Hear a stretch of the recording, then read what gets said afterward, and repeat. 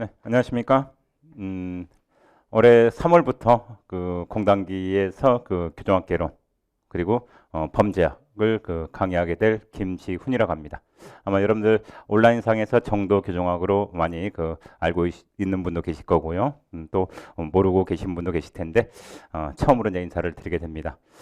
저한테는 뭐 16년 동안 있었던 어떤 다른 그 학원을 이제 그만두고 옮긴다는 게 쉽지는 않았는데, 하여튼 저한테는 이제 새로운 모험이 되는 것 같아요. 물론 여러분한테도 좀 이제 생소할 수 있긴 하겠지만요. 여튼 좋은 만남으로 그 여러분들한테 좋은 어떤 그 소위 말하는 그 롤 모델이 돼서 어드바이저 역할을 충분히 좀 할 수 있는 뭐 그런 그 선생이 되도록 노력하겠습니다. 자, 교정직 공무원 어떻게 할까? 어떻게 하면 과연 쉽게 그 정복을 할 수 있을까에 대해서 제가 뭐 한 3, 40분 정도 그 코멘트를 좀 해드리고자 이 자리에 왔습니다. 교정직 공무원은 어떤 그 선택에 있어서 여러분들이 다양한 생각을 할 거예요. 왜 교정직 공무원이냐? 왜 하필 여러 가지 직군들 중에서 뭐 상당수의 어떤 그 지원자들이 이런 생각을 많이 해요. 커트라인이 좀 많이 낮다. 다른 직렬에 비해서 상당히 좀 떨어져 있기 때문에 쉽게 합격할 수 있는 거 아니냐, 뭐 이런 생각. 물론 맞습니다. 우리하고 보호직하고 거의 쌍벽을 이루거든요. 서로 주거니 받거니 이런 꼴등을 지금 경쟁하고 있는데, 물론 이제 지금의 선택 과목 제도에서도 이제 교정직이 상당히 낮긴 했지만요. 내년부터는 선택 과목 제도가 폐지가 되잖아요. 그러다 보면은 좀 올라갈 거냐? 그렇지도 않아요. 항상 교정직이 컷이 제일 낮았습니다. 낮기 때문에 남성분들 같은 경우는 짧은 시간 투자해서 충분히 그 합격할 수 있는 그런 가능성이 높은 거고요. 물론 여성분들 중에서는 많이 채용을 하지 않기 때문에 그 커트라인이요 그다지 낮진 않아요. 좀 높은 편이라고 보시면 돼요. 자, 구체적으로 이제 어떻게 할 건지는 이제 본인, 그러니까 이 수업이라고 하긴 좀 뭐하고 안내하면서 제가 구체적으로 설명을 해드리도록 하겠습니다. 일단 교정직에 대해서 여러분들이 선택을 했으면, 그러니까 선택이 먼저 이제 중요하죠. 뭐 성적이 커트라인이 낮아서 아니면 어떤 왜곡되고 비뚤어진 범죄자들의 어떤 그 인성이나 생활을 바로잡는 그런 어떤 사명감에 불타서 근무를 하고 싶다. 뭐 이런 다양한 생각이 있고, 또 지인들의 어떤 권유에 의해서 또는 가족 중에 일부가 또 교정직 공무원으로서 살아왔기 때문에 나도 그 뒤를 잇고 싶다. 뭐 이런 식으로 지원 동기는 다양할 거예요. 자, 어떻든 간에 지원 동기는 다양하지만 그래도 여러분들이 합격만 하면 되니까 어떻게 하느냐. 자, 일단 수험 방법론에 대해서 이제 설명을 해드리면요. 일단 여러분들이 저는 항상 이런 걸 중요시해요. 공부를 잘한다 못한다가 맞는 걸까요? 아니면 열심히 한다 열심히 하지 않는다가 맞는 얘기일까요? 사람들은 은연중에 너 참 공부 잘하는구나, 너 참 공부하지 잘 못하는구나 이렇게 얘기하잖아요. 근데 사실 아니에요. 물론 개 중에는 있어요. 국어요, 특히 영어죠. 우리 교정직 공무원에 있어서 가장 크게 상패를 좌우하는 것이 영어거든요. 물론 영어 점수가 좋아서 쉽게 합격하시는 분도 있긴 하지만 대다수의 교정직 수험생들은 영어가 발목을 잡는 경우가 많아요. 꽈락되는 경우가, 꽈락이 거의 60% 이상 차지하거든요. 자, 물론 잘하는 사람이 있어요. 영어 잘하는 사람, 국어 잘하는 사람이 있어요. 그렇지만 그거는 일부예요. 연평균 400명, 500명씩 채용해 주잖아요. 그 중에서 한 번 10%, 20%? 그래봤자 100명이에요. 그러면 그들 합격하라 이거죠. 나머지는 영어가 안 되시는 분들이에요. 그러면 이제 어떻게 해야 돼요? 잘하는 거예요? 열심히 하는 거예요? 열심히 하는 거죠. 왜냐하면 나머지는 암기 과목이잖아요. 암기 과목은 잘하고 못하게 문제가 아니라 열심히 하느냐 하지 않느냐 이 차이라는 것. 이걸 명심해야 돼요. 알겠죠? 그래서 여기서도 이제 제가 얘기했는데 공부를 못한다가 아니라 공부를 안 하는 거예요. 안 하는 거기 때문에 문제가 되는 거죠. 그래서 능력의 문제가 아니라 의지의 문제라는 걸 여러분들이 꼭 생각을 하고 공식에 접근을 해야 됩니다. 공식 시험에. 자,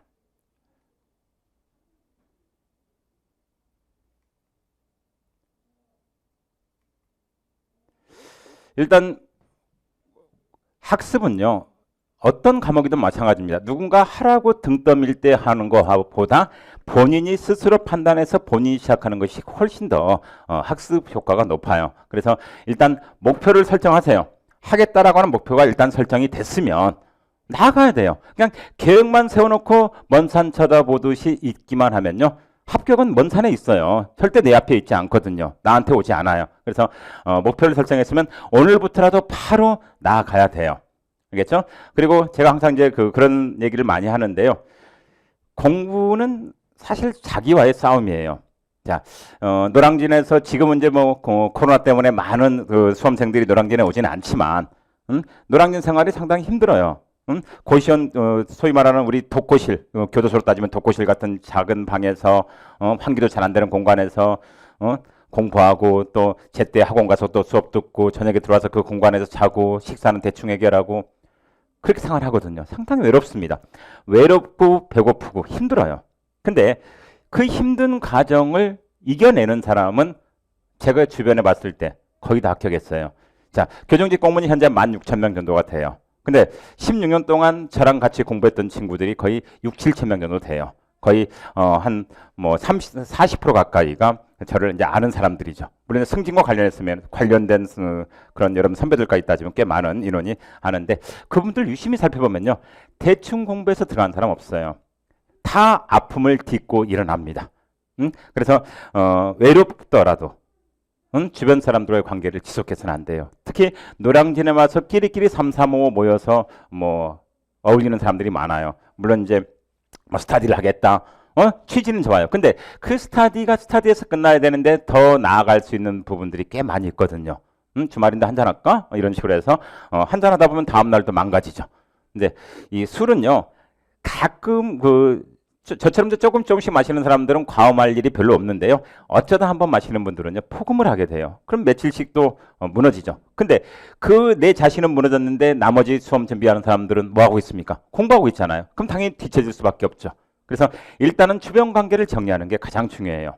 물론 이제 제가 그렇다고 해서 뭐 연인들끼리 남자친구는 남자분들 입장에서는 여자친구랑 그만 만나라, 또 여자분들 입장에서는 뭐 남자친구 그만 만나라, 이건 아니에요.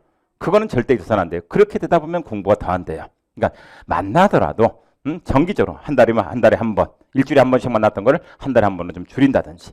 서로가 그거 이해 못하면 끝까지 가지 못해요. 아시겠죠? 주변 정리가 일단 필요해요. 친구들 관계도 일단 정리하고.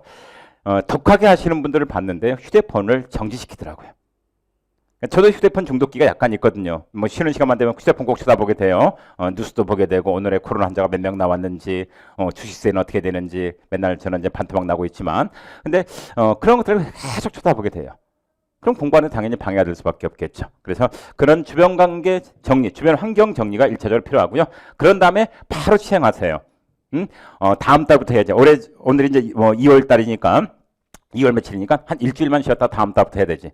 그럼 다음 달 되면요. 3일절도 있고 3일 연휴다 보니까 또 다음 일주일 뒤에 하자. 뭐 이런 식으로 미루다 보면요. 안 돼요. 아시겠죠? 자, 그 말씀 드리고 싶고. 자, 결국은 이제 시간 관리가 가장 중요하다는 얘기죠. 우리가 공부를 보통 하루에 몇 시간 할까요?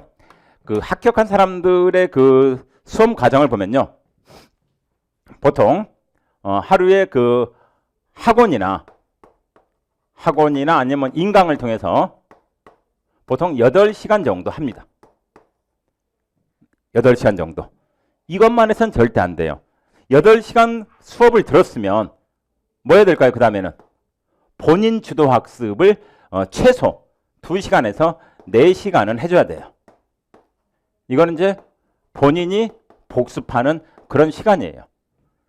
그래서 처음부터 12시간 하면 지쳐요. 그러니까 처음에는 10시간 정도 시간을 좀 할애를 해서 하루 24시간 중에서 10시간 정도는 공부해야 한다. 그런 다음에 점점 더 시간을 늘리세요. 한꺼번에 늘리지 말고 10분, 20분, 30분씩 조금씩 늘렸다가 나중에 최대 12시간까지. 시험에 임박하잖아요. 뭐 이번에 이제 국가직 보실 분들은 이제 얼마 안 남았잖아요. 그렇죠? 그래서 임박했을 때는요. 몇 시간까지 가냐면요. 6시간까지 가요. 그래서 하루에 총 14시간까지 최소 10시간에서 최대 14시간까지 학습을 하셔야 돼요. 그럼 이거를 평생 하느냐? 그건 아니에요. 남성분들은 최대 저는 1년 정도 이렇게 한다라고 하면 합격해요. 여러분들 주변에 이런 분들 많이 있죠. 수험 준비 몇 년이나 했어? 3년 했어. 4년 했어. 그래도 안 돼. 과연 3년, 4년 동안 이렇게 계속 공부했을까요? 안 한 거예요. 중간에 시험 임박해서 바짝 이렇게 하다가 또 한 6개월, 뭐 3, 4개월 놀고 6개월 놀고 또 그렇게 하다가 이런 식인 분들이 상당수예요. 안 되시는 분들의 특징을 보면. 근데 1년 동안 딱 묶어서, 남자분들 군대 갔다고 생각하세요. 그냥 1년 동안 딱 시간을 정해서 이런 식으로 매일같이 일주일에 하루 정도는 쉬어도 돼요. 일요일 정도는. 그래서 매일같이 이렇게 한다라고 하면요. 빠르면 6개월, 길어야 1년 안에 남자분들은 충분히 합격을 해요. 여성분들은 조금 커트라인이 높기 때문에 좀 길어질 수 있겠죠. 최소 1년에서 1년 6개월 정도면 9급에서는 충분한 수험 기간이에요. 그러면 7급은 얼마 정도 가느냐? 7급은 조금 더 가요. 근데 왜 가냐면 영어하고 이 한국사 같은 이런 시험, 그러니까 영어, 한국사 이게 있고, 그리고 피셋이 있잖아요. 그래서 피셋을 통과하면은, 그러니까 영어, 한국사는 미리 이제 자격증을 취득하면 이제 끝나는 거지만 취득하는데 시간이 좀 걸릴 거예요. 한 최소 6개월 정도. 그다음에 피셋을 일단 통과해야지만이 2차 시험을 볼 수 있잖아요. 그래서 제가 봤을 때는 어떻게 보면 영어나 한국사를 미리 해놓고 피셋만 제대로 준비해 놓으면은 나머지 4과목은요 1년도 안 걸려요. 그거는. 근데 전체로 봤을 때 7급은 보통 2년 정도라고 얘기합니다. 9급과 7급은 차이가 많이 나요. 앞으로 또 그 부분 설명을 해 드릴 거예요. 자, 여튼 이런 식으로 이제 한다라고 보시면 돼요. 그리고 실제 그 수험 과정을 보면요. 보통 이해, 정리, 반복이라 되어 있는데 이 이해 부분 있죠. 이 강의를 통해서 이해하는 것. 이걸 이제 기본 강의라고 얘기하거든요. 기본 강의.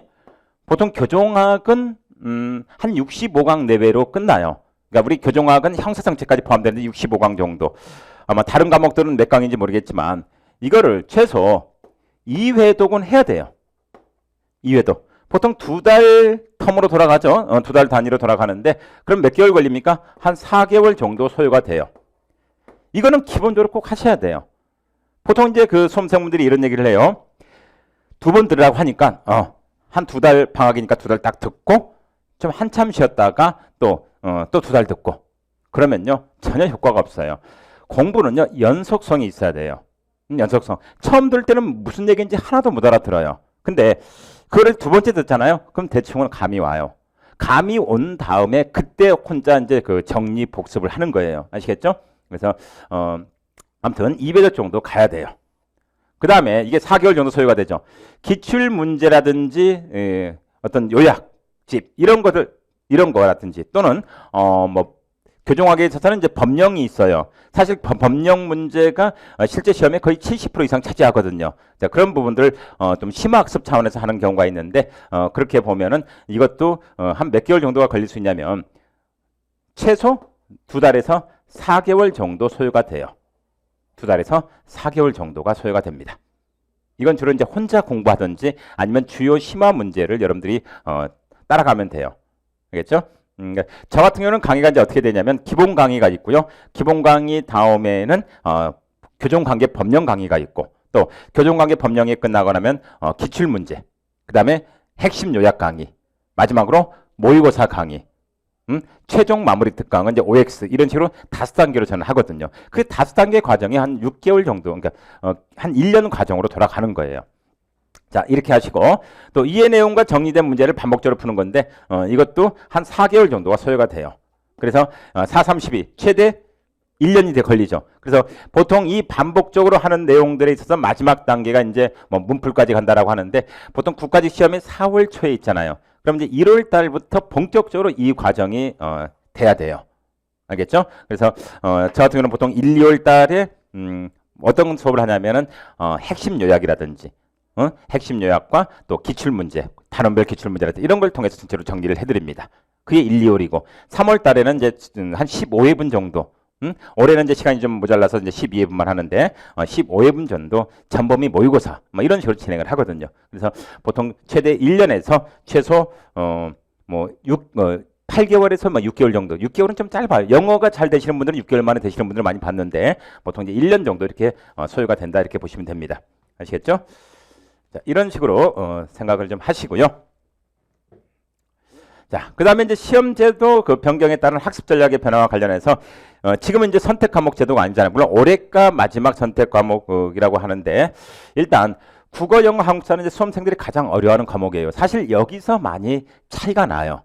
그래서 쉽게 되느냐, 좀 어렵게 되느냐는 이제 이 세 과목에 따라 달라지는데 이 중에서 가장 큰 건 영어예요. 그래서 영어는 저는 이렇게 얘기합니다. 방법이 없어요. 뭐 여러분들 영어 수업하는데 보통 보면은 기본 수업 듣고 또 아침에 하프 모의고사 듣고 또 심화학습까지 듣는데 그럴 필요는 없는 것 같아요. 우리 교정직은 뭐 다른 직렬은 모르겠지만 제가 추천하는 거는요. 기본 강의 일단 들어서 기초적인 내용들을 습득을 하시고 그런 다음에 하프 모의고사 있죠. 아침에 하는 하프 모의고사를 통해서 어떤 뭐 리딩이라든지 또는 뭐 문법이라든지 또 보캐블러리, 어휘라든지 이런 것들을 반복적으로 이제 하는 거죠. 그러니까 욕심을 낼 필요 없어요. 영어는 저는 그 남자분들은요. 남성과 여성으로 따졌을 때 영어 남성은 50에서 60만 맞아주라 이거예요. 그러면 충분해요. 여성은 70에서 80 정도는 가야 좀 넘나요? 좀 적게 맞더라도 최소 얘기합니다. 최소 60에서 70 정도 맞아줘야 돼요. 이게 영어예요. 그러니까 처음부터 목표를 뭐 100점 맞겠다 이렇게 할 필요 없어요. 심화학습까지 왜 공부해요? 머리 아프게. 100점 맞을 거예요, 영어? 그렇게 한다고 해서 100점 맞는 거 아니에요. 영어는 반복이거든요. 그래서 매일 하루에 2시간 정도씩 시간 할애를 하시라는 거죠. 그렇다고 국어도 놓으면 안 돼요. 영어와 국어는 같이 가는 거 알죠? 그래서 국어도 뭐 하루에 1시간이면 1시간 계속 할애를 해요. 물론 해당 수업하는, 그러니까 뭐 실강을 듣는다든지 인강을 듣는다든지 해당 수업 날에는 그날 배웠던 거 그날 복습하는 거고 평소에 1시간씩 시간 할애를 하라는 얘기예요. 집에서 복습하거나 아니면 그 시간이 모자르면 주말까지 활용을 해서 그렇게 하시라는 얘기고. 그럼 국어는 몇 점 정도만 가능할까요? 국어는 남성분들은요 70에서 80은 맞아줘야 돼요. 기본적으로 70, 80 나와야 되고 여성분들은요 80에서 90이 나와야 돼요. 한국사는 어느 정도 맞아야 될까요? 여기서 이제 승부를 걸어야 되죠. 남성분들은 85에서 95 정도까지 나와야 돼요. 여성분들도 비슷해요. 여성분들도 최소 90점 이상 이렇게 맞아줘야 돼요. 그러니까 제가 이제 추천하는 건 남성분들은요, 이 세 과목 합계, 세 과목 합계 최소 200점 정도만 맞아라 이거죠. 물론 지금 선택 과목제도 얘기하는 거 아니에요. 개정이 됐을 때, 그러니까 변경된 시험에 있어서는 남성은 한 200점 정도만 맞으면 돼요. 여성은 최소 210점 정도만 맞아라. 이거는 제가 이제 희망사항이고 210점. 그러면 나머지 뭐가 있습니까? 교정학이 있죠? 형소가 있죠? 교정학과 형소가 있어요. 그래서 이 교정 쪽에서는 뭐 저는 권장해요. 최소 85에서 85 이상은 제가 보장을 해드립니다. 충분히 가능해요. 85 이상. 열심히 하신 분들은 만점까지도 가고 여성분들은 뭐 90점 이상 충분히 나올 것 같고 형소부터 마찬가지예요. 85 이상은 맞아줘야 돼요. 자, 이것도 뭐 여성분들 한 90 정도 맞아주면 합쳐보세요. 180 그러면 390이 나오죠. 그러면 5로 나눠보세요. 78점이죠. 평균. 78점은 평균 합격선이에요. 이것도 170을 합치면은 370 정도 나오죠. 무조건 합격이죠. 그러면 몇 점일까요? 73점 정도. 74점. 그죠? 74점 정도 나오죠. 그러니까 예전에 선택 과목 제도가 도입되기 전에는요. 남성분들의 평균 합격선이 보통 그 75점 내외예요. 그러니까 75점을 넘는 경우가 별로 없어요. 여성분들 같은 경우는 70점대 중후반이 많고요. 그래서 이 평균으로 봤을 때 한 3점 4점 내외로 여성분들이 좀 높아요. 아시겠죠? 그래서 항상 어떤 과목이든요. 욕심을 크게 갖지 말아요. 적정선. 적정선. 처음부터 100점을 목표로 세우면 더 이상 올라갈 데가 없잖아요. 그러니까 항상 뭐 70점, 70점을 목표로 세워놓고 조금씩 올리는 그런 재미가 있죠. 그래서 그렇게 진행을 하시면 되겠고, 자, 전공 과목. 교정학교는 형사성법이잖아요. 상대적으로 공통 과목보다 고득점을 획득해야 하는 과목이에요. 그래서 여기서 영어가 좀 부족하신 분들은 기본적으로 매일같이 2시간씩 영어 공부를 하시되 교정학 형사법에 승부를 걸을 수가 있어요. 선택 과목 제도하에서는 승부를 걸 수가 없었죠. 이걸 아무리 잘 봐도 조정 점수 해가지고 점수가 깎여버리잖아요. 100점 맞는데도 뭐 70점밖에 인정 안 되고 이러기 때문에 손해를 봤는데 이제는 그런 22년부터는 그런 제도가 아니잖아요. 그래서 맞는 만큼 그대로 점수가 인정이 돼요.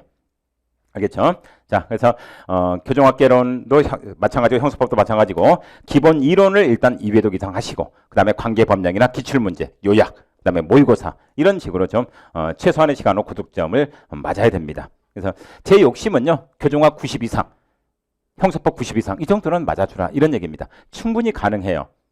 여기엔 또 훌륭한 또 형사법 선생님도 계시잖아요. 그죠? 자, 뭐 국어, 영어, 한국사 쌤은 뭐 최고의 라인업으로 구성이 되어 있으니까. 자, 학습 전략과 관련해서 이제 기본 이론, 실제 우리 그 교종학개론이나 형사법 같은 경우는 이제 기본서 위주로 많이 출제가 되고 있습니다. 그래서 기본서와 관계 법령에 충실한 문제가 출제되고 있기 때문에 일단은 기본서 중심으로 공부를 하면 돼요, 교종학은. 왜? 기본서에 이론이나 법령이 다 반영이 되어 있으니까요. 아시겠죠? 그래서 학습 전략 문제 적용과 관련해서 일단은 기본 강의, 즉 기본 교재에 대한 2, 3회 독이 끝나고 난 다음에 그때 문제를 푸세요. 성격 급하신 분들은 1회 독 보고 바로 객관식 푸시는 분들이 있거든요. 그러지는 마시고 아무튼 그렇게 2, 3회 정도 하신 다음에 기출문제 풀어보고, 사실 교종학개론 기본서에는 기출문제가 해당 파트마다 기출문제가 1000문제씩 들어가 있어요. 샘플로 이런 식으로 나온다. 감을 잡으라는 의미에서 책에 넣어놨거든요. 지금 현재 나온 책은 박문각에서 나온 책이 지금 시중에 나오고 있고요. 22년 책은 아마 6월 말에 출간이 될 거예요. 그래서 공단계에서 그러니까 정식적으로 그 기본 강의 촬영은 아마 7월 달에 이루어질 겁니다. 알겠죠? 그 전에는 여러분들 박문각 거를 공부를 하시면 돼요. 7급 보시는 분들까지는 별 차이가 없으니까. 자,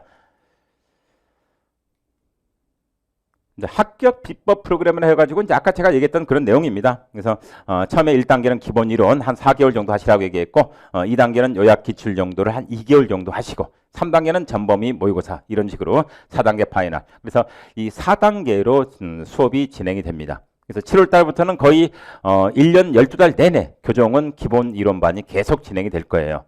아시겠죠? 물론 이제 코로나 때문에 뭐 비대면 수업을 한다고 하면 어쩔 수 없지만, 그렇지 않으면 계속 수업이 진행이 되니까 참고하시고요.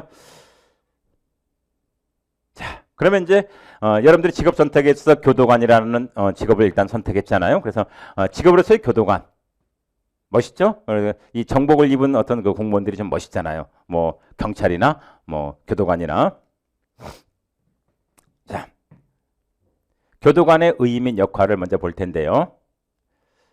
자, 일단 그 전에 여러분들이 교정이 뭔지를 좀 알아야 돼요. 이 교자가 바로잡을 교자예요. 그래서 정이라는 건 바를 정자예요. 바른 길로 인도해주는 일체의 작용이라고 쉽게 생각하시면 되는데, 이 국가는 이제 범죄가 발생한 경우에 이를 수사하고 심판하고 또 선고된 범인에서 형벌권을 행사하잖아요. 근데 이 교정이라고 하는 것은 이 국가 형벌권을 구체하는 넓은 의미의 형사사법 전 과정 있죠. 체포, 구속, 기소, 재판, 형 집행에 이르기까지 다 보면은 마지막 단계예요, 교정은.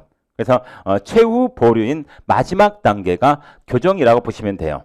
여러분들이 형사 절차를 보면 이제 체포, 구속 단계까지 경찰이잖아요, 그렇죠? 그다음에 기소는 검찰직 공무원이 있고, 그다음에 이제 재판 법원 관련해서는 법원직 공무원이 있고, 그다음에 형 집행 관련해서는 교정직 공무원이 있고, 또 지역사회에서 범죄자를 관리하는 보호직 공무원, 이렇게 이제 나뉘는 거 아시죠? 이걸 이제 공안직이라고 얘기하는데, 여튼 그렇습니다. 그래서 마지막 단계라고 보시면 되겠고, 이 범죄자를 그 교정소를 수용해서 사회로부터 격리시켜 사회 안정과 질서를 유지하면서 일반 시민들에게는 쾌적한 어떤 생활이 되도록 유지되도록 이제 하고 있고요.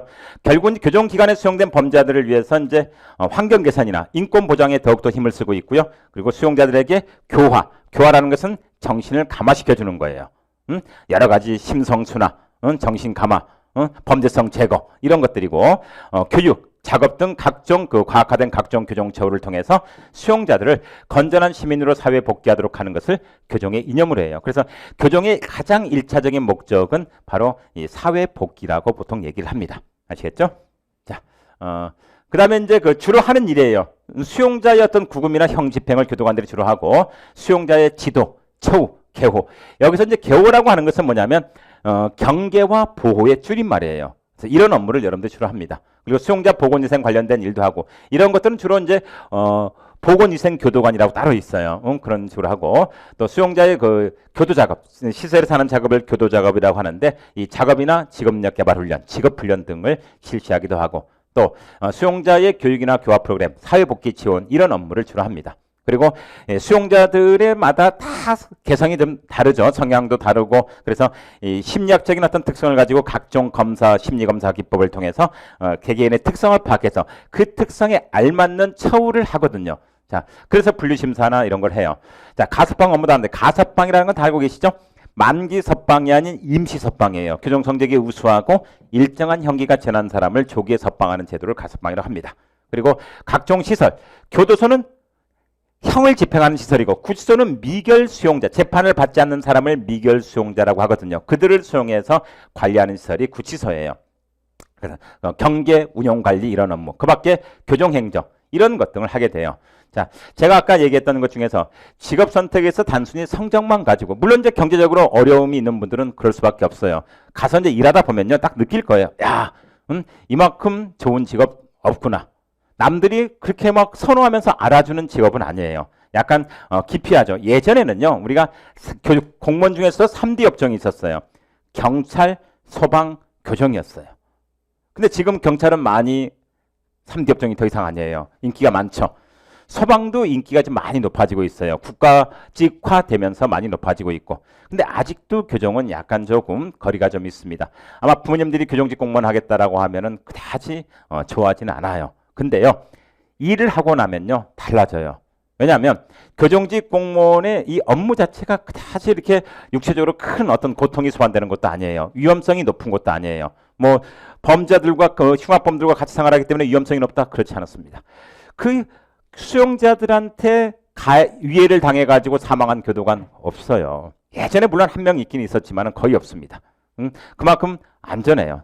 한 번 더 갇혀 있잖아요. 그분들은 뭐 그분들이라고 하는 거 맞지만 우리 고객들은 한 번 더 갇혀 있으니까 크게 이제 문제가 안 되고, 그리고 월급이 일단 많아요. 월급이 뭐 이따가 설명할 거예요. 월급도 많고 또 시간 여유가 참 많습니다. 그건 왜 그런지 이따가 또 설명할게요. 그래서 그런 것들이 일단 있어요. 아무튼 일단 선택을 했으면 가는데 이 생각을 좀 했으면 좋겠어요. 교정직 공무원에 대한 어떤 업무나 사명감 이런 것들 좀 파악하고요. 그리고 희생정신이 좀 필요해요. 희생정신. 왜냐하면 사람을 상대하는 게 쉬운 게 아니에요. 물론 이제 행정직 공무원처럼 민원인들 일회성으로 상대하는 건 뭐 별 문제 없어요. 한 번 욕먹었다 다음에 또 욕하지는 않을 거니까. 근데 수용자들은 계속 관리를 해야 돼요. 그래서 투철한 어떤 사명감이나 희생정신 이런 것들이 있어야 되고 스스로 이걸 감내할 수 있다라고 판단이 되면은 이쪽 직렬로 오셔야 됩니다. 지금 선택과목 제도 하에서 많은 어떤 지방직이나 행정직 준비하는 친구들이 보험용으로 교정직에 많이 지원을 해놔요. 참 안타까운데 일단 해놓고 가서 일해보니까 나랑은 안 맞거든요. 그럼 그만둬 버려요. 30%입니다. 이직률이. 그럼 그만두면요, 교정직 공무원만 바라보고 가는 친구들은 어때요? 그 친구들 때문에 합격을 못하고 밀려버리죠. 또 1년을 더 준비해야 되는 것. 이건 너무도 이기적이죠. 그래서 부탁을 드리고 싶은 게 그런 거예요. 물론 이제 올해는 뭐 지섭수가 끝났지만 물론 내년부터는 그럴 일이 없을 거예요. 내년부터는 교정직 공무원이 되겠다는 사람만 지원할 거예요. 그리고 올해보다 작년보다 지원자 수는 많이 줄어들어요. 그래서 제 개인적인 생각은 5천에서 6천 명 내외가 되지 않을까. 지금 한 8, 9천만 가까이 되죠. 그러니까 거의 절반 내지 6, 70% 줄어들 거예요. 그만큼 합격 가능성은 높아진다는 얘기겠죠. 알겠죠? 포기하지 않으면 무조건 합격한다. 이렇게 보시면 됩니다. 자, 여튼 탐구 말씀드렸고요. 자, 그리고 일반적인 교도관의 직무와 이상적인 교도관 상에 대해서 제가 이제 영국의 교도관이라는 그 원서가 있어요. 그걸 이제 번역해서 소개를 드리는데 일반적인 교도관의 직무가 이렇다는 얘기예요. 제한된 공간에서 자신들의 의지에 반해서 구금되어 있는 수용자들에 대한 보호와 감시 업무를 하고요. 또 수용자들에 대한 인간적인 처우를 해야 돼요. 아무리 흉악범이라 하더라도 인간적인 처우를 할 필요가 있다라고 얘기하고, 또 수용자들에게 범죄 행동 성향을 개선할 수 있는 기회를 제공해줘야 된다. 차별해서는 안 된다는 얘기예요. 흉악범들에 대해서도. 또 교도소라는 복합적인 조직의 유지와 운영을 위한 어떤 보조 행위 업무를 하는 게 일반적인 직무예요. 근데 제가 바라는 건 앞으로 이런 교도관이 됐으면 좋겠다는 얘기예요. 이상적인 교도관상. 수용자가 누구든 간에 항상 기본적인 경계선을 인식해야 된다는 거죠. 뭐 친인척이다, 뭐 학교 후배다, 학교 선배다, 그래서 봐주고 이래서는 안 된다는 얘기죠. 사적인 감정이 들어가서는 절대 안 돼요. 법의 테두리를 절대 벗어나서는 안 된다라는 그런 얘기고, 이게 이제 결국은 도덕적 강단이죠. 자신감이나 진실성, 정직함, 건강한 신체, 신념, 판단력과 융통성이 있는 그런 교도관이 돼야 돼요. 그리고 교도관으로서의 자신의 영향력을 인지하고 있어야 됩니다. 여러분들은 엄청난 일을 하는 거예요. 생각해봐요. 교정실에서 근무를 등한시해서 교도소 문을 다 오픈시켜봐요. 전국에 5만 5천 명 최정의 부대라고 할 수 있겠죠. 범죄와 관련된 최정의 부대가 사회로 나와요. 이 사회 마비됩니다. 근데 우리 사회는 그 교정의 어떤 존재 가치를 인정해주지 않죠. 언젠가는 인정할 때가 올 거예요. 알겠죠? 자, 아무튼 그런 거고, 또 수용자들의 고충을 이해하고 있어야 돼요. 왜냐하면 여러분들이 수용자들을 그 갑과 을의 관계로 관리해서는 안 돼요. 그래서 동급의 관계로 같은 인간 대 인간으로서 여러분들이 수용자들을 상대해 줘야 됩니다. 그리고 수용자들의 어려운 점들이 있으면 들어주고 해결하려고 노력해 줘야 되고, 또 수용자 뭔가를 잘못했을 때는 또 엄격하게 법의 잣대를 들이대야 되는 거고요. 알겠죠? 자, 그래서 이런 걸 위해서는 전문적인 예비 교육을 필수적으로 이수를 해야 돼요. 근데 이게 이제 결국은 교정학이 이제 전공 과목으로 필수 과목으로 들어온 것도 하나의 이유지만 사실 이것만 가지고는 부족해요. 나중에 이제 연수원에 가면 여러분들 또 상세하게 또 학습을 할 것이고요. 교정 분야가 상당히 광범위하거든요. 알겠죠? 자, 그리고 낙관적이면서도 현실적인 관심을 좀 가져야 된다고 하는데, 좀 갇혀 있다 보면 약간 좀 우울한 부분이 없지 않아 있거든요. 사회에 있는 것보다. 그래서 이제 저는 보통 이렇게 얘기합니다. 내성적인 성향의 사람들은 나중에 합격하게 되면요, 주로 이제 교도소에 희망지를 쓰고, 나는 좀 활동적이다. 그러면 이제 구치소에 희망지를 쓰면 돼요. 구치소는 이제 외부에 왔다 갔다 하는 경우가 많이 있거든요. 알겠죠? 그래서 어려운 상황에서도 희망을 가지고 있어야 된다. 절대 이제 중간에 그만두는 일이 없어야 된다라는 거죠. 근데 나머지 아까 제가 30% 그만둔다고 얘기했잖아요. 나머지 70%는요. 애초에 교정직에 관심이 없던 친구들도 하다 보니까 괜찮거든요. 그래서 계속 이어가는 분들이 꽤 있어요. 자, 교도관의 역할. 일단 여러분들이 어떤 역할을 하느냐에 대해서 보는 건데, 수용자의 구급납부를 통해서 교정교화 업무에 종사하는 공무원을 교정직 공무원이라고 얘기해요. 교정교화라는 것은 뭐냐면, 교정은 아까 설명했었죠. 바로잡을 교자에 바를 정자. 교화는 심성순합, 범죄성 제거를 통한 정신 감화작용을 여러분들이 해요. 그래서 범죄를 구금하여 관리함으로써 범죄로부터 사회를 보호하는 역할도 하고, 또 범죄를 교정교화해서 재사회화, 사회복귀시키는 걸 얘기해요. 그러니까 정상적인 사회 일원으로 살아갈 수 있도록 조력하는 보조자의 역할을 하는 거예요. 엄청난 역할이죠. 그래서 수용 중에는 범죄자를 가르치고 이끄는 선생님의 역할, 그러니까 여러분들한테 선생님이라고 부르는 수용자도 있어요. 아무튼 부모의 역할도 하기도 하고, 선생님, 부모의 역할, 이런 역할도 하기도 하고, 또 어떤 수용자는 여러분들이 롤 모델이 돼가지고, 교도관들이 롤 모델이 돼가지고 나중에 교도관 공부를 하는 경우도 있어요. 그래서 수용자 출신 교도관들도 있어요. 왜냐하면 형의 실효 등에 관한 법률에 의해서 일정 기간 지나면 또 가능하거든요. 자, 그런 것들. 자, 그리고 교도관과 범죄 사이에는 순수하게 개호자와 피구금자의 법률적인 관계뿐만 아니라 인간관계가 형성돼야 된다는 거죠. 그래서 수용자와 교도관 간의 의사소통 관계가 어느 정도 개선돼야지 그만큼 이제 원활한 어떤 교정 업무가 운영이 될 수 있다, 이렇게 얘기를 합니다. 자, 그 다음에 그들이 이제 교도관의 인간성이나 성실함을 보면서 자신의 삶에서 잘못된 점을 교도관을 통해서 배우게 돼요. 그리고 따뜻한 어떤 보살핌이나 관심으로부터 성장하면서 보통 이제 많은 수용자들이 어릴 때부터 정을 많이 못 받아요. 그래서 굶주렸던 어떤 그 정을 느끼고 자신이 출소한 다음에 삶의 방향에 대해서 교도관의 모습에서 배운 것을 지표로 삼아서 그런 어떤 바람직한 방향으로 나아가는, 생활해가는 그런 모습들을 보일 거예요. 그래서 고맙다라는 인사를 하는 경우도 꽤 많아요. 아시겠죠? 자, 교도관이 이런 역할을 하는 것. 그러니까 이런 엄청난 역할을 하는 거예요. 남들이 알아주지는 않지만 이런 엄청난 역할을 하고 있기 때문에 나름의 자긍심, 자부심을 많이 느낀다라고 얘기합니다. 그래서 이 교정직 공무원은 그래요. 부모님이 자식한테 추천한다라는 게 쉽지가 않아요. 부모님 평생 교정 공무원으로 근무를 하다가 이제 퇴직을 한 후에 자녀한테 교정직을 추천한다. 그러니까 부모가 추천하는 교정직. 그렇죠? 보통 부모는 당신이 했던 걸 자식이 하라고 하지는 않거든요. 그만큼 추천하는 직업이에요. 알겠죠?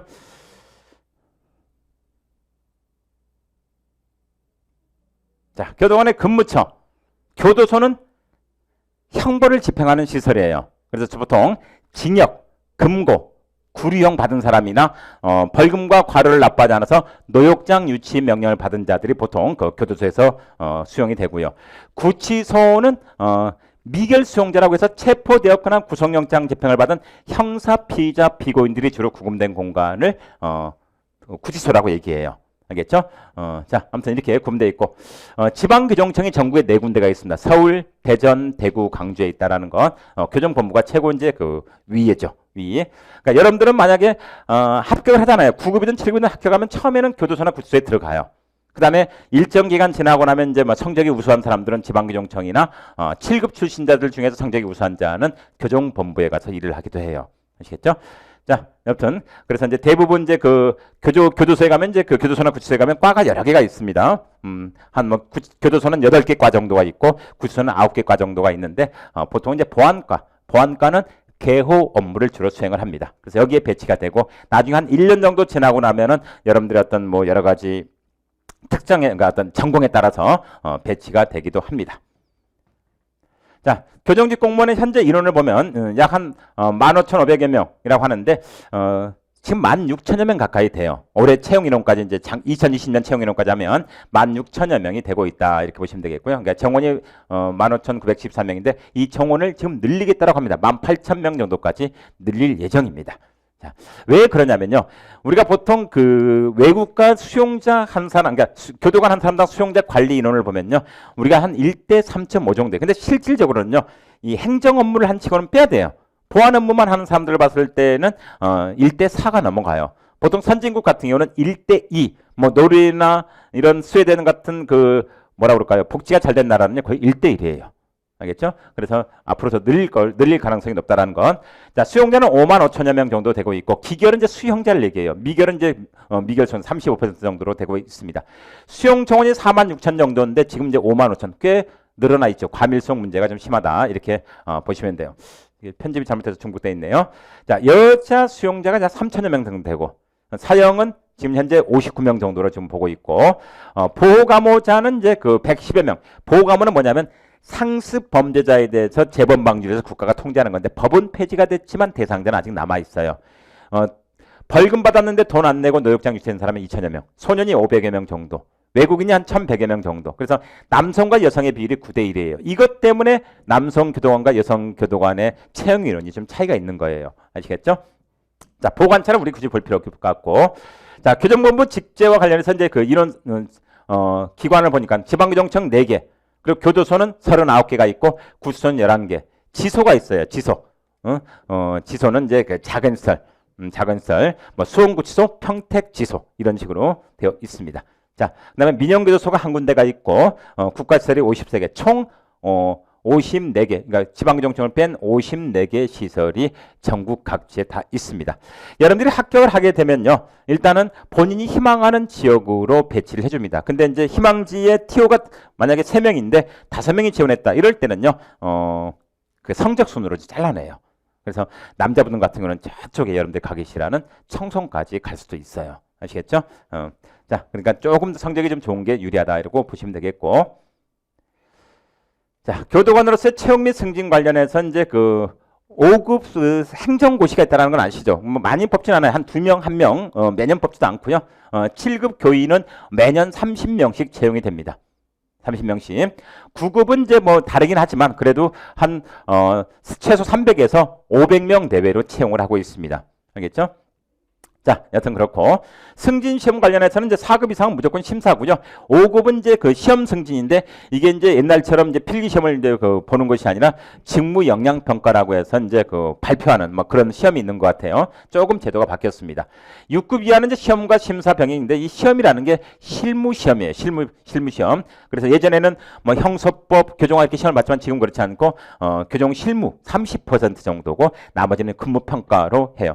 그 교정 실무가 보통 교정관계 법령이에요. 그래서 여러분들이 교정관계 법령을 공부하면 절대 버리면 안 돼. 그 책은 나중에 실무 공부할 때 도움이 됩니다. 그래서 보통 이제 승진은요, 9급에서 이제 그 8급이 되려면 한 5년 6개월 정도 지나면은 자동으로 보통 승진이 돼요. 심사 승진이 아니라 그 일정 기간이 지나서 승진되는 거고, 8급에서 7급이 되려면 이제 그 7년 이상이 돼야 되고, 또 7급에서 그 6급이 되려면 11년 돼야 되는데 이 11년이 됐을 때 6급 되는 사람들은 다 되는 건 아니에요. 상위 30%만 돼요. 그래서 여러분들이 이 승진에 관심이 없는 분들은요, 7급에서 옷을 벗는 경우가 많아요. 아시겠죠? 그래서 어떻게든 승진하려고 노력을 해야 됩니다. 자, 채용 이름의 경쟁률 관련해서 보면 이제 그 2020년 기준만 볼게요. 뭐 남자는 11대 1. 347 제일 낮죠. 그래서 꼴등했어요. 근데 2019년대는 꼴등 안 했어요. 이때는 이제 보호직이 꼴등이었고요. 좀 높았죠. 이때는 문제가 쉬웠어요. 그래서 여성분들 의외로 경쟁률이 좀 높죠. 379점 이렇게 나왔는데 꽤 높은 비율을 보입니다. 사실 공무원 중에서 이 교도관, 여성 교도관이 제가 봤을 땐 최고의 직업이에요. 교원보다 더 나은 것 같아요. 훨씬 더. 알겠죠? 자, 여튼 이런 식으로 보이고 있고 경쟁률이 이렇게 뭐 11대 1. 여성분들은 사실 그렇게 높지는 않아요. 많이 높아야 한 20, 30대 1이었거든요. 선택 과목 제도가 도입돼서 이렇게 높아진 거지. 그러니까 내년부터는 그렇게 높지는 않을 거예요. 그러니까 남성분들은 보통 10대 1 정도 되는데 실질적인 경쟁률은 거기서 한 반토막 잘라보세요. 한 5대 1 정도라고 보시면 돼요. 아시겠죠? 자, 여튼 그렇고요. 그리고 이제 경력 채용이라는 게 가끔 있어요. 지금 채용을 하려고 했는데 올해 이제 코로나 때문에 사람들 모여서 시험 보게 하는 게 좀 어려움이 있었잖아요. 사실 그래서 작년에도 채용 예정이 있었지만 채용을 못 했는데 주로 이제 임상심리 분야에서 정신보건 임상심리사나 임상심리사 2급 이상 채용을 합니다. 알겠죠? 9급으로 또 교사 자격증 있는 사람들 채용을 하고요. 직업상담사, 상담교사 2급 이상, 청소년 상담사 이런 사람들도 특별 채용을 하게 됩니다. 근데 이들의 그 시험 과목은요. 교정학하고 전공 관련해서 심리학 이런 걸 봐요. 그래서 교정학은 형사 정책이 들어가지 않아요. 그러니까 오로지 교정관계 법만 공부하면 되는 거고요. 간호사들도 채용을 하죠. 그래서 간호학 개론하고 교정학을 보는 거고요. 그리고 사회복지사도 이제 가끔 채용을 하게 돼요. 2급 이상만 취득하면은 걸 수 있고. 최근에 이제 그 한 2, 3년 전에 있었는데 무술 유단자 4단 이상, 합계 4단이 아니라 단일 종목 4단 이상이어야 돼요. 그래서 이들은 교정학과 형사소송법만 보고도 이제 채용이 됩니다. 쉽죠. 영어가 좀 불안하신 분들은 이게 훨씬 더 유리합니다. 근데 이게 정기적으로 있는 것이 아니라 가끔가다 있기 때문에 조금 준비하시는 분들은 혼란이 있는데 저는 그래서 이 경력 채용 준비하시는 분들은 경력 채용에만 매달리지 마시고 가급적이면 국가직 위주로 공부를 하라고 하거든요. 그러니까 국가직 위주로 하다가 경력 채용 터지면 이건 보너스다. 이런 생각으로 접근하시는 게 더 마음이 편해요. 아시겠죠? 자, 교도관의 보수 및 근무 체계와 관련해서 보면은 50세기 셀에서 이제 24시간 주야관으로 그러니까 풀로 돌아가요. 근데 보통 사부제라고 하죠. 그래서 1일차, 그러니까 1일차 7시 30분 출근해서 야근을 합니다. 그러면 그 다음 날은 9시 퇴근해서 그날 쉬어요. 그리고 이 중에서 윤번 1근이라고 하는데 그 반은 또 쉬어요. 그러니까 쌍피라고 하죠. 이틀 연짝 쉬는 게 있고요. 반은 또 근무해요. 그럼 이들은 그 다음 주에 또 이틀 연짝 쉬는 거예요. 윤번 1근이라고 해서 이렇게 4단계로 돌아가요. 그래서 8일 중 3일이 휴무예요. 8일 중 3일 휴무다. 꽤 괜찮죠. 그러니까 제가 이제 얘기하는 교도관들이 이런 부분들이 있어요. 여가를 즐길 만한 시간들이 참 많아요. 그래서 보통 뭐 낚시 동호회도 있고 뭐 골프 동호회도 있고 등산 동호회, 뭐 야구 동호, 사회인 야구도 하고 그래서 자기 개발을 할 수 있는 그런 시간이 다른 공무원에 비해서 훨씬 더 많다라는 거죠. 봐요. 야간 근무할 때는 아침에 출근하는 게 아니잖아요. 저녁에 출근하잖아요. 그렇죠? 그러니까 실질적으로는 저녁에 출근하니까 결국은 그날 하루도 쉬는 거나 마찬가지죠. 그래서 8일 중 한 3.5일? 3.5일은 거의 쉰다. 이렇게 여러분들이 보시면 돼요. 그리고 이제 뭐 대학원 공부를 한다든지 또는 대학에 미치 졸업하지 못한 분들은 대학 공부를 계속 한다든지 뭐 이러신 분들이 꽤 많아요. 그래서 그만큼 여유 있고 또 연봉도 사실 낮진 않아요. 공무원 중에서 경찰, 소방 빼고 그 다음으로 가장 많아요. 그래서 9급은 연봉 지금 이제 3,200이라고 제가 해놨는데요. 더 많대요. 이제 수당까지 합치면 3,500 내외라고 보시면 돼요. 지금은. 그리고 7급은요. 거의 4,000 가까이 돼요. 여기다 좀씩 더 올리면 돼요. 알겠죠? 7급은 거의 4,000 가까이. 그러니까 이 4,000이고 3,500이고 대기업에 비하면 턱없이 부족하죠. 근데요. 이런 생각을 해야 돼요. 교정직 공무원은요. 정복을 입어요. 근무복이 나와요. 이거 내가 돈 주고 사는 게 아니라 국가가 주거든요. 신발도 줍니다. 신발도 주고. 돈 쓸 게 없어요. 안에서 머리도 자르고 미용 머리 다 해요. 그래서 그 미용실에 유명한 그런 그 헤어 디자이너들이 교도소에 꽤 많이 들어와 있거든요. 그분들이 다 직원들 이발이나 다 이런 걸 해주거든요. 비용이 싸요. 그러니까 사회의 비용보다 거의 3분의 1 가격으로 모든 게 해결이 되고 식사? 여러분들이 만약에 멀리 떨어져 있어요. 멀리 가요. 노량진 밥보다 싸요. 한 끼에 2,500원이면 세 끼가 해결돼요. 그러니까 그러면 7,500원이면 되죠. 일반 사회에서 한 끼 식사 비용으로 이제 세 끼가 해결되기 때문에 돈 쓸 일이 별로 없습니다. 그래서 제 개인적인 생각은요. 9급 공무원의 3,500원요. 대기업의 4,500이랑 맞먹어요. 4,500 연봉이랑. 또 7급의 4,000원요. 대기업의 5,000이랑 거의 맞먹죠. 그래서 적은 돈이 절대 아닙니다. 그래서 이제 교종직 교도관들 보면 제가 이런 얘기를 가끔 하거든요. 부부 교도관들이 의외로 많아요. 현명한 선택이죠.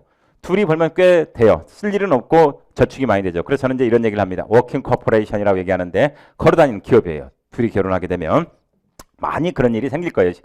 일선기관 하다 보면. 자, 그러면 이제 교정학 공부는 그럼 어떻게 할 거냐에 대한 건데, 혹시 여러분들 슬기로운 감방생활을 본 적이 있나요? 그 드라마를 보면은 전체적인 어떤 교정에 대한 이해를 하기가 좀 쉬워요. 그래서 교정에 대해서 이해하려면 일단 처음에 이 드라마 16부작인데 볼 때는 수용자들 주인공 위주로 한번 봐보세요. 재미있을 거예요. 그 다음에 공부가 끝나고 난 다음에 또 볼 때는요. 교도관의 입장에서 한번 봐보세요. 그러면 뭔가 느낌이 좀 달라집니다. 나는 어떤 교도관이 돼야 되겠다 이런 생각을 하게 되는데 여기에 마침 제 책이 나와요. 이 드라마에 제 책이 나오는데 고박사라고 하죠. 계속 제 책으로 공부하고 있는데 사실은 이 드라마가 나올 때가 2018년인가 그러는데 이건 7년 책인가 1년 전 책인데 여튼 다 아실 만한 분들이죠. 자, 여튼 이렇고 자, 짧은 시간 투자에서 고득점이 가능한 과목이 바로 이제 교정학입니다.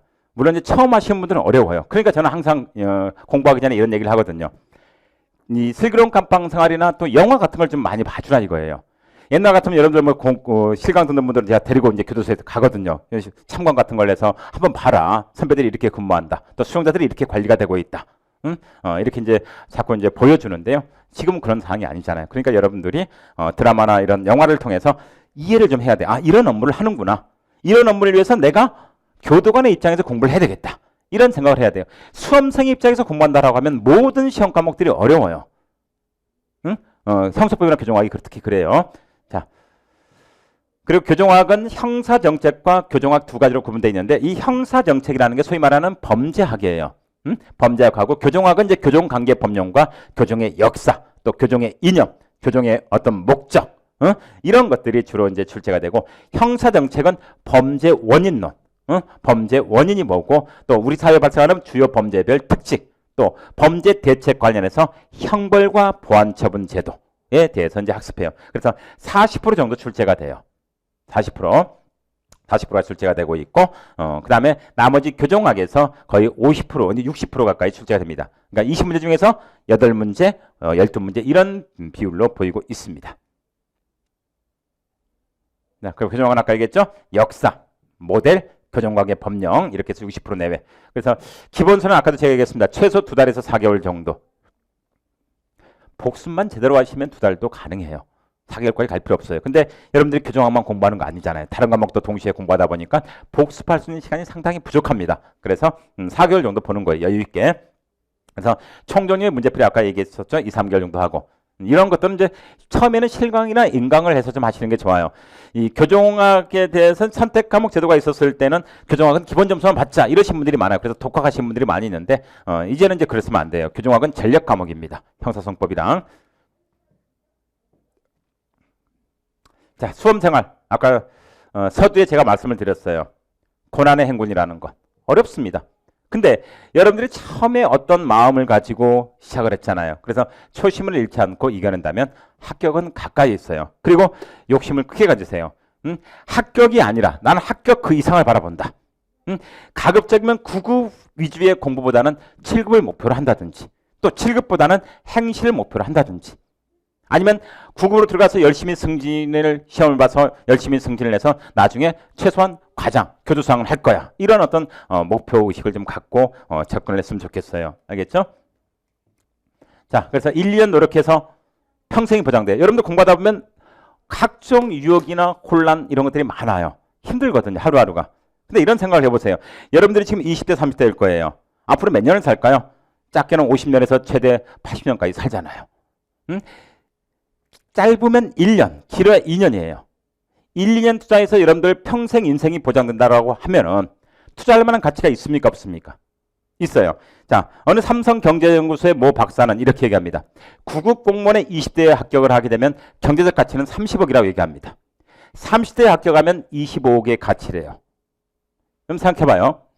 이 금액을 일시불 받는 건 아니죠. 로또잖아요, 거의. 근데 로또는 불가능하지만 이 공무원 시험은 가능하다는 얘기예요. 그래서 평생 그 정도의 경제적 가치가 있다라는 것. 그래서 항상 힘들 때마다 고비가 오잖아요. 그럴 때마다 그런 생각하세요. 내가 지금 참아내면 나의 60년, 70년이 행복할 거다. 이렇게 해서 좀 어려움이 있더라도 꿋꿋이 참고 이겨내야 돼요. 그리고 하다가 막히고 힘들고 고민이 있고 이럴 때는요. 혼자 그만두지 말아요. 저나 저한테 뭐 카페가 있어요. 네이버에 정도 교정학 카페가 있는데 거기에 이제 제 이름 클릭하면 뭐 이메일 보내기, 쪽지 보내기가 있어요. 그럼 그걸로 저한테 이제 보내주시면 제가 그때그때 상담을 해드려요.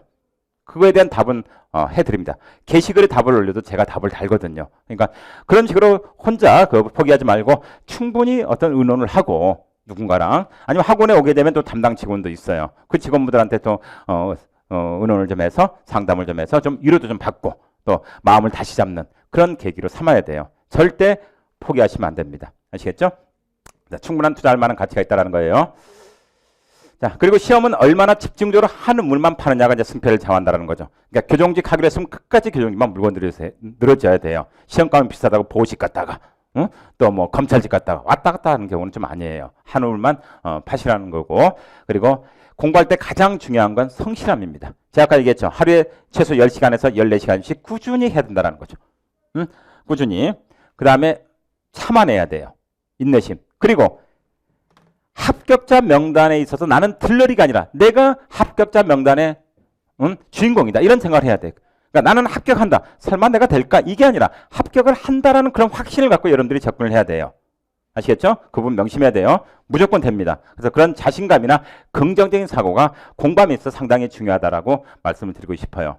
자, 시설하는 수용자도 이렇게 교정학 공부를 하잖아요. 그렇죠? 그래서 아무튼 모두가 교정직에 관심 있는 정도 교정인 여러분들이 현장에 나가서 훌륭한 그런 정도 교정인으로서 새 삶을 살기를 기도해보고요. 지금 뭐 1시간 정도 제가 공부하는 방법론을 얘기했지만 뭐 물론 이거 갖고는 부족합니다. 그래서 아까도 말씀드렸지만 카페 네이버에 가면 정도 교정학 카페가 있어요. 한 3만여 명 정도 있는데 거기다가 이제 게시글에 올리든지 아니면 제 이름 제가 쓴 글에 클릭하면 이메일이나 쪽지가 있습니다. 그쪽으로 해서 언제든지 질문도 좋고요. 또 여러분들의 고민이라든지 이런 것들 그 연인관계 상담은 사절하고요.